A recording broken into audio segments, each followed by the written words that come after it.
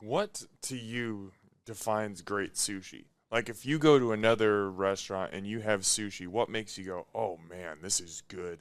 These guys are doing it right." Okay, great sushi need to be fresh ingredients, and the fish need to be really fresh, and the rice needs to be in right texture. It shouldn't be too hard and too soft.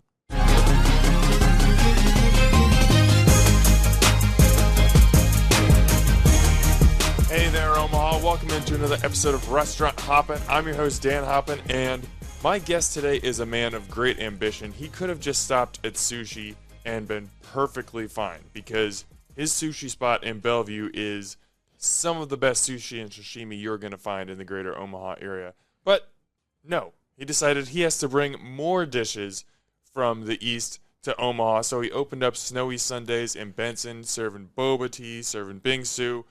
And I want to talk about both of his places. This is the owner of Umami and of Snowy Sundaes, Keen Zheng. Keen, welcome to the show. Thank you for having me, Dan. It is my pleasure. And I want to start with sushi first because you've got two different concepts. They are different, but I think you're a little bit more well-known for sushi at least. So let's start there. What draws you to sushi? What is it about sushi that makes it special to you? For me, and mostly I use my traditional technique, which my master told me. I've been trained in New York for 15 years. Yeah, only traditional sushi restaurant. Well, how did you get into it originally? It's my friend recommended me to go there because also this is my first job. When I started, I just love it because it's kind of like art to make a sushi. It's beginning is very difficult, you know. Once you start like it, you just like it. Well, tell me. You say it's like art. How do you think it's like art? You know, like a presentation of the sushi. You know, like the fish when it's bigger piece of fish. Once you fillet and then you cut, it become very like small pieces, and it finally make a sushi for you. And what like? So you said this was your first job. A friend recommended that you go learn under this guy.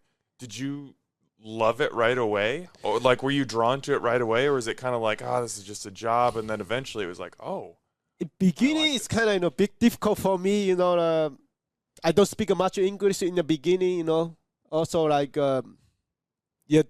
beginning it's very tough. It's kind of like traditional Japanese way. You don't have choice. They tell you whenever you have to do it right, but you cannot have any excuse for that. It's very strict for that. Okay. So at what point did you start to really fall in love with it and start to understand it? Yeah, after a couple months, I used to it. I just start follow and love it, and I start learning the English and have a conversation with chefs. They introduce like a sushi, real sushi for me. You know, how to prepare, how to serve to the customers, how to make a rice in the beginning. What to you defines great sushi? Like if you go to another restaurant and you have sushi, what makes you go, "Oh man, this is good. These guys are doing it right." Okay, great sushi need to be fresh ingredients, and the fish need to be really fresh, and the rice needs to be in right texture. It shouldn't be too hard and too soft. You know, when everything comes together, you know, it makes great sushi. I've heard that rice is actually some of the hardest part of sushi to figure out and to learn. Was that a struggle for you at all, or did you figure that out pretty quickly? Yes, rice is very difficult because when new rice came out and the older rice came out, the water ratio is very different. Because new rice, it contains a lot of water. And the older rice, sometimes like an aged rice stay there for 2 or 3 years old, it doesn't have much water inside.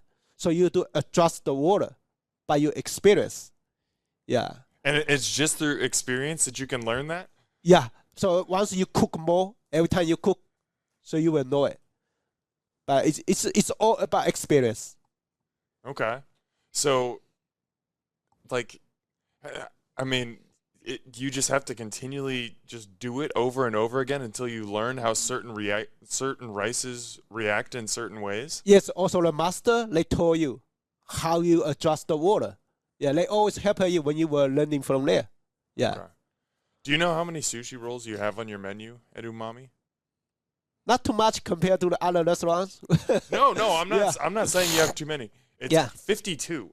52, which I didn't know that. The only reason I bring that up is because that requires a lot of creativity. I mean, there are, and sushi restaurants run the whole gamut. I mean, you have some that'll have 10 on the menu, and they're Yes. just hyper focused, and then you've got some that have 100, and it's Yes. just all over the place. But I'm so curious into your creative process. Like when you put a sushi roll together, what elements are you thinking about to make sure everything's not only delicious but in balance? Okay, so in my experience, what my master told me, the ingredients goes to the sushi, which is to bring out the natural flavor of the fish, just not too hot and not to change it. This is most important for me. Even like a sauce, you don't want to put a lot of sauce for any kind of sushi or sashimi. You don't want to ruin the natural taste of the seafood.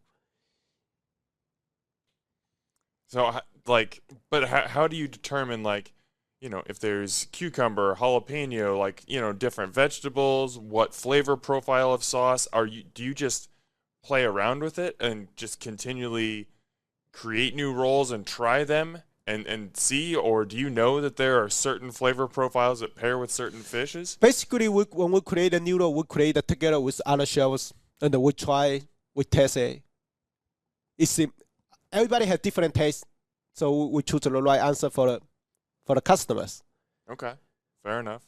So one thing that I find really interesting about Umami is if you go in there and you're somebody who doesn't really like to branch out with sushi a ton, you can find the normal California roll, the Philadelphia roll, the shrimp tempura, things that you're going to find on just about any sushi menu. But then you also offer some stuff that is it's a little bit out there, and it's things that, you know, most people might not expect to see on a menu. Like you can come in and you can get octopus. Yes. You can get jellyfish. Yes. I'll tell this story in a minute, but I still remember the first time we came in, we got monkfish liver. And I was just like, I have no idea what this is, but oh wow, I actually really like this. Okay.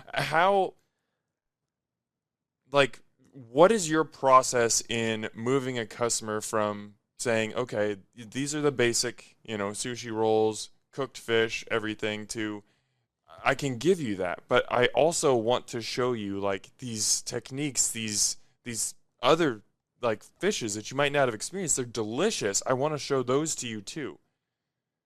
Okay, at the beginning we choose like a most popular one, like shrimp tempura roll, California roll, spicy tuna roll, like tuna sushi, salmon sushi, yellowtail sushi, which you can find any sushi restaurants. Mm-hmm. But after we have been articled by Sarah Baker, oh yeah, in the Omaha world here, Omaha people start recognize my work and ask about omakase. We don't do any like advertisement, and then they start trust me and ask me for the omakase. Yeah. Had you ever done omakase before that review came out and people started asking you for it? No, people is asking me, but I don't do it. Yeah, after review came out, a lot of customers asking for it. Yeah. And then you started doing it. And we started doing it. Yes. Whew. So take me back. What was your first omakase like? First omakase, it's good. It's good. Yeah. No, Omaha customer a lot of they still, because we use many different kind of fish. They are very interested to learn the fish, and they are very excited because we do the omakase for them.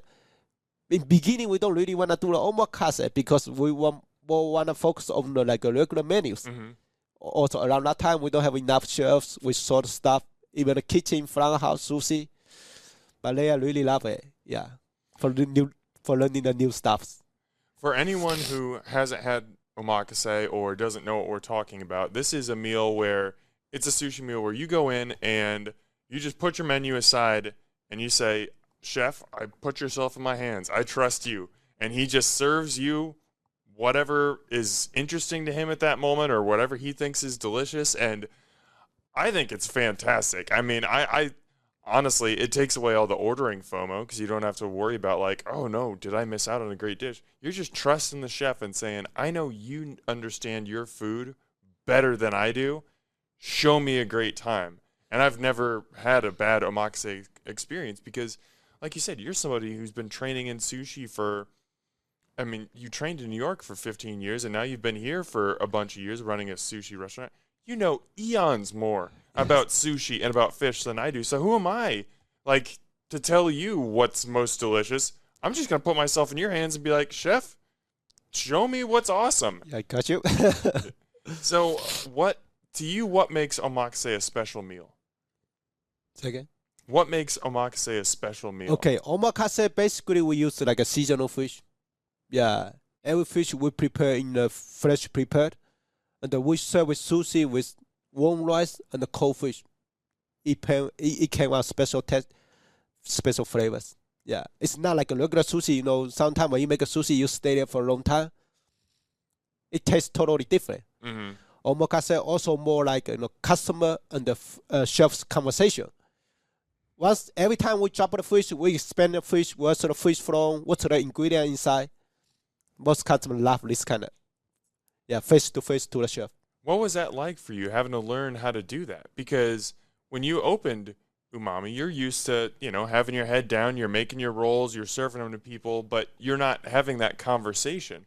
A huge part of omakase is being right there with the chef, and you get a chance to talk to him about not only what you're eating, but just the restaurant overall, his background, everything like that. What was that like for you to adjust to that service style where, no, I'm not creating a roll for somebody across the room, but they're across the seat from me? It's tough for me sometimes because Umami is busy all the time, Yeah. I have to take care of my omakase customer. Also, I have to take care of my dining customer. They are all regulars right now here. Yeah. But I'm happy they are here. They are very nice to us. Yeah, like friends, But how did you learn to balance your time so you make sure that you're giving proper time to the regular customers, but also to people coming in and experiencing omakase? Like, that's a hard thing to do. It's very difficult, yeah. I learned it from New York because I've been sushi industry for 15 years. Yeah. The restaurant I used to work, every single restaurant is busy. Yeah. We did the same way for the first one, for the second one. Yeah. Do you remember the first omakase that you ever did? Not that you worked at, but that you, like, the omakase dinner that you attended and you got a chance to experience that for yourself. Yeah, the first time I did the omakase was in my second restaurant. It's called 15 East. Yeah. It's kind of fun, but it's kind of nervous for me at first time because you have to explain all the details for the customers. But I learned a lot from the first time. After that, chef start give me the little by little and to do in the omakase. So you mentioned that omakase tends to feature seasonal fishes, but like when you're putting a menu together in your head, again, this is not a menu that you usually show the customer, but yes. When you're putting the omakase menu together in your head, how do you build that meal? Is it something that you think about all ahead of time, or are you just doing it on the fly as the diner is sitting there? Basically, I set up my menu all ahead of time. Okay. Even the fish I order is pre-order like a week before because I had to order fish directly from Japan. And my omakase basically start with a couple appetizers, and the total is around like 17 courses. Yeah, end of like house-made dessert. Sure. Okay. Now we'll get more into sushi, but I also want to talk about Snowy Sundaes because I'm really interested in this because Omaha has other sushi restaurants. Omaha doesn't have really anything like Snowy Sundaes, at least that I've seen. There's a lot to unpack here. It's a completely different concept from Umami. You've got like boba teas, you've got savory appetizers, and then you've got bingsu, which we're going to talk about. What made you want to open this concept as well? We created Snowy Sundae because me and my wife love ice cream. Special shaved ice, which is called bingsu from South Korea. And Omaha doesn't have any place like that. So we want to bring like this delicious, treat to the community. We just want to share our experience. That's awesome. So can you explain bingsu to me? Because before I came in, I'd never even heard of it, much less had it before. And then I had the mango one. It was delicious. Thank you. Yeah. But just if somebody is watching or listening and they have no idea what we're talking about, what is bingsu? So bingsu, which is a shaved ice, it's not same as regular shaved ice. So bingsu is more smooth than regular shaved ice. So it melts very fast. It's really creamy and flashy. Yeah. What difference? It's like ice cream, but it's more lighter. I know. I just like it's like a snow cone and just soft serve ice cream somehow got like mashed together. It's such a difficult thing to explain to people. But I'm just like, you just got to go try it. And then you guys layer it with different syrups and fruit to give it different flavor profiles. It's really good. Thank you. How have you seen Omahans take to it? Like, has it caught on pretty well? Do people understand it when they come in and try it? Yeah, Snowy Sundae is still new to the Omaha, and some of people they know the bingsu because they live in Hawaii, California. They have a lot of this kind of stuff, and someone still don't know it, but they love it. So they share their experience with their friends and they come together. We got a really good feedback from them. Yeah. Good. And the kind of the other big half of the restaurant is boba tea. What made you, like, Omaha has a couple boba tea spots, but what made you say this is an opportunity for us to bring boba tea to Benson? Okay, boba tea. Benson doesn't have any boba tea in here, right? And our boba tea is very special because we more focus on the tea and the tapioca peel. And we cook tapioca peel every few hours just to keep the texture right. Oh, wow. Yeah, and also we cook like a brown sugar boba for 1 hour and a half, I think. Yeah, 1 hour and a half. And if we cannot sell them, we can use them. Really? Yes. So you have to cook it that far ahead of time, and then if you don't sell it, it's just... We only keep for a couple hours. We cannot sell them, we can use. We have to cook a second time again. Wow. Every day we're cooking a lot of bobas. I didn't realize that. Yes. How difficult is that as a business owner to try and prepare and understand exactly how much you're going to sell in a day? In the beginning, it's kind of difficult. Yeah, you never know how much you're going to sell. But you want to have your tapioca all the time for the customer. Mm-hmm. Yeah. So right now, it's getting it. Yeah, we know it. Okay. What's your favorite boba tea flavor combination? Okay. My favorite boba tea, which is brown sugar milk tea with tapioca, because I like a sweet brown sugar and creamy milk. Yeah. Also, it's fun to chew the tapioca. It is. It's a weird texture, like the first time you have it, but then it's kind of like, oh, this is kind of fun. Yes. Tell me about croffles, because I'd never seen this before. It's like a cross or a combination between a croissant and a waffle. Is that like a traditional Eastern treat, or is that just something you created? Where did the croffle come from? Croffle come from Korean, and that's very popular in the South Korea right now. Okay. But we only serve like original croffle. But we want to share. We're going to have more like dishes for croffle, like a croffle ice cream sandwich. Okay. And the croffle with creamy sauce and the fruit on top. Before next summer coming. So the menu's still evolving. Yes. Yeah. We are still creating more menus for our customers. Yeah.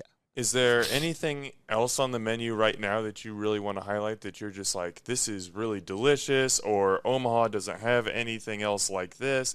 Anything else on the menu that you think is just really special? All chef ice cream. All chef ice cream is super delicious for me, yeah. It's very popular right now. It's mango and the berry cheesecake. Oh, the cheesecake cheesecake is very popular. Okay. Yeah. Fair enough. I might have to come back in and try that. So, you mentioned you started cooking at this. Was your first job at Sushi? Kanoyama. Okay. And I mean, this is like a Michelin-starred restaurant. Yes. How did you just get in there? Like, I imagine a lot of people apply and a lot of people want to work there, and you just got in with no experience? Yes, because I got introduced by friends. Yeah, he told me how good this restaurant is. So I feel I had to take it. I cannot lose this chance. I decided to take it. Were you intimidated at all going into that? No, because around that time they looking for like people without experience. They don't want people have experience, because when you have experience, when they teach you, it's kind of difficult. They wanna people start at the beginning to learn what they do. You don't have any previous experience or anything to draw back on, but instead you're like a ball of clay, and they can mold you and teach you. Yes. And you're more receptive to teaching. Yes. Okay. So what were some of the most important things that you think you learned from that job that have helped give you success now? Basically, I learned everything basic sushi from there. They teach me everything, how to make it, how to cut eel, how to make an eel sauce, how to make like a Japanese squash, tofu, everything. It's very like basic, but it's really difficult to make. Tell me, what makes it so difficult? You need more experience to do it the right way. So how long did you have to do it before you started feeling like, okay, I've got my feet underneath me. I'm starting to feel a little bit more comfortable doing this now? At least half a year. Half a year? Yeah, because every time I go there early in the restaurant, 2 hours early, the boss tell me, if you want to learn, you come in early, you work for free. And you did it. I did it. So what time were you getting to the restaurant? So restaurant start working at 3 o'clock. Sometimes I go there at 12. So he said, you want to cut anago, which is CEO? Okay, you come in early. We show you how to do it. Because they are super busy. They don't have time to teach you after everybody coming. So if you came in early, you could get some one-on-one time with chef and chef. say, hey, I don't know how to cut an eel. Can you show me, man? Yes. I learned a lot of stuff from there. So how many years did you spend coming in early? I come in there early almost 1 year, 1 or 2 years. I'm not sure yet. And then you felt pretty comfortable? Yes. Okay. So, I mean, obviously, you spent 15 years in the New York dining scene. Very different from Omaha. But I want to hear, just from your perspective, what was it like to be a part of just New York and that restaurant? I mean, it's known as one of the best restaurant cities in America, if not the world. What was it like to be a part of that? Okay, the restaurant I work is, they are very focused on all the details and the ingredients and the presentations. Very strict, yeah. Even the front server, they do very knowledgeable about fish. It's very good experience for me to learn there. What made you decide to come to Omaha? Before I start coming here, okay, New York they have a lot of good foods and a lot of entertainments. I have been living there for 15 years. You know, after that, I have my own family. I thinking that's not right for me. Because Omaha is very relaxed and the slow pace. That's why I decided coming here. You just wanted a slower pace of life? Yes, for my life. Okay. For my families. Sure. But what made you pick Omaha? Out of the entire country, how'd you say Omaha, Nebraska? That's the spot I'm taking my family. A lot of people ask me same questions. Even I started opening my own restaurant. Even the chef Nagasawa, he asked me, why you choose Omaha? Why you don't choose California, Chicago, Boston? They're all big cities. You can open your own omakase restaurant. But I check out here, there's not much like a real fine a good sushi restaurant. Also in the Belleville Air Force Base, those people, they travel a lot. I'm sure they will like it, sushi. Yeah. Oh, that's smart. I mean, yeah, people who are traveling in the military, they go have great sushi other places, and they're like, hey, I can't get that in Bellevue. Well, now you can. Was it? I know that you said you wanted to settle down a little bit, and New York was a little faster paced, but was it hard to leave New York? It's for me, when I was apprentice, I'm still single. It's okay for me. But once you're a family, yeah, it's kind of different. Yeah, you want to have your lifestyle is more relaxed. Sure, yeah. Sure. But I mean, you'd built up relationships. You had worked in restaurants. I mean, was it hard to leave those relationships and those people? Yeah, it's hard. But I decided to leave. Yeah, it's kind of tough for me. But for my future, I have no choice. I have to do it. Yeah. So when you came to Omaha, you came with the intention of opening your own sushi place. Yes. And did you know it was going to be in Bellevue? Yes, I know it. Yeah, because before I came here, decided to open restaurant here. We check out couple places. Yeah, Omaha and Bellevue. We check out already. Yeah. Gotcha. Now, what was it like for you? I mean, you're working on the East Coast, where you have a lot easier access to fish. I mean, like you said, you're getting a lot of your fish from Japan, so it's not that much closer to Japan. But what was that like for you having to adjust to, I can get fresh fish down at the market versus in Omaha, that's not happening. Yes, What kind of like process did you have to go through to find your fish purveyor? Okay, since I've been working in New York, fine dining sushi restaurant for 15 years, I know a lot like a fish supplier. We build a good relationship with them. Mm-hmm. So that makes me easy to get a quality of fish. So you just told that guy, hey, I'm opening up a spot in Omaha, and he was Yes. like, yeah, I got you. Yes. Okay. They have their friends in Japan, anywhere, California. Yeah. Okay. They tell me which company you should order. Yeah. That's great. So you opened Umami on Monday, February 20th of 2017. What do you remember most about that day? A lot. It was crazy busy. You know, before the restaurant opened, it was a long line outside already. Really? Yeah, it was crazy. Yeah, but like the customer, they are super nice and welcoming. Yeah. So how did people find out about it beforehand? Like a lot of restaurants open, and it's, especially back in 2017, that's, social media is still relatively young. I mean, it was around, but it wasn't as big of a deal. How did people find out about it? I think we posted on Facebook. Yeah, that time. Yeah, so everybody start talking on the new restaurant is coming out to open in the Bellevue. The chef is from New York. Everybody is so excited about that. Yeah. Fair enough. Were you excited, or excuse me, of course you were excited, but were you surprised by how many people showed up? Yeah, I was super surprised. Yeah. It was crazy. You know, after we opened for a couple hours, we closed the restaurant because we sold out everything. Oh, really? We had to close for a couple hours to prepare for the dinner. Oh, man. Yeah, it's crazy busy. Yeah. That sounds intense. Yes. And I mean, not still that busy, but it's still pretty busy, right? Right now, you're still doing good. Very good. Yeah. What is it like? Because in New York, you didn't have your own restaurant. You were working at other restaurants, executing other people's concepts. Now you're the boss, and it's your restaurant, and you get to do what you want. What has that been like for you? It's been good. It's been good. Yeah. It's different. When I work for somebody, I learn a lot from the chefs. Right now, I had to decide everything by myself. Like what are some of those decisions that were hard to adjust to at first? For employees, especially in here, it's difficult to get employees. Oh yeah. Yeah, special good employees. Yeah, for people who want to stay with you for long. Yeah. So when you find those people, what do you do to make sure that they stick around?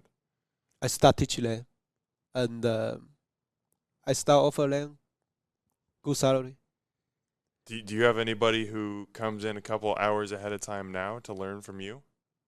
Not for right now. Not right Because now. basically everything I do by myself. Yeah. You do all the sushi yourself? For my omakase stuff, I prepare for myself. Yeah. Wow. Okay. How have you seen perceptions about sushi change in Omaha since you opened 7 years ago to now? I haven't seen any huge change in Omaha, but I saw a lot of people start eating sushi and enjoy it. Yeah.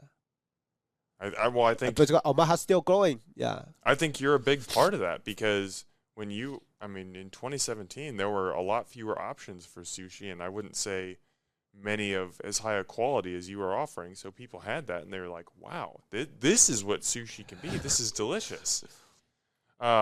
Okay, let's talk about Snowy Sundaes. You opened Snowy Sundaes in Benson in August of 2024. Obviously, it's still very new. Yes. But what has that reception been like? What kind of comments have you gotten from customers? We got a really good feedback from all the customers. Yeah, they just love the chef ice cream. They are really appreciate. Some customers they have to drive to the Kansas, I think, to eat chef ice cream. When we open it, they are really appreciate us. Yeah. How proud are you to be able, like, when you think about it, someone like me who's from Omaha, hasn't traveled a ton, I'd never even heard of bingsu before. And this is something that you and your wife love. It's special to you.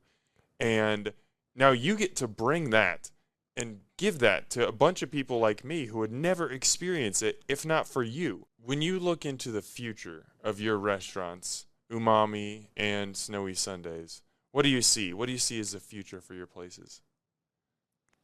I just hoping they are keep growing and to serve the community. Yeah. I want everybody to enjoy it when they come to eat sushi. Yeah. Okay, fantastic.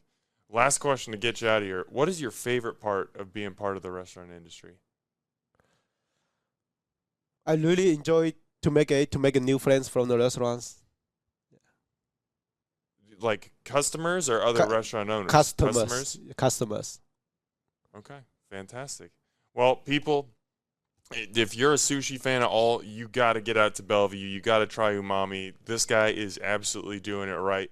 And now you can go to Benson if you like boba tea or haven't tried it before. If you're hearing about bingsu for the first time and you want to try it, if you want a croffle, get to Benson and go to Snowy Sundaes because it's really great too. Chef Keen, thank you so much for coming on the podcast today. I really appreciate your time. Thank you so much, Dan. Omaha, as always, thanks for eating with us.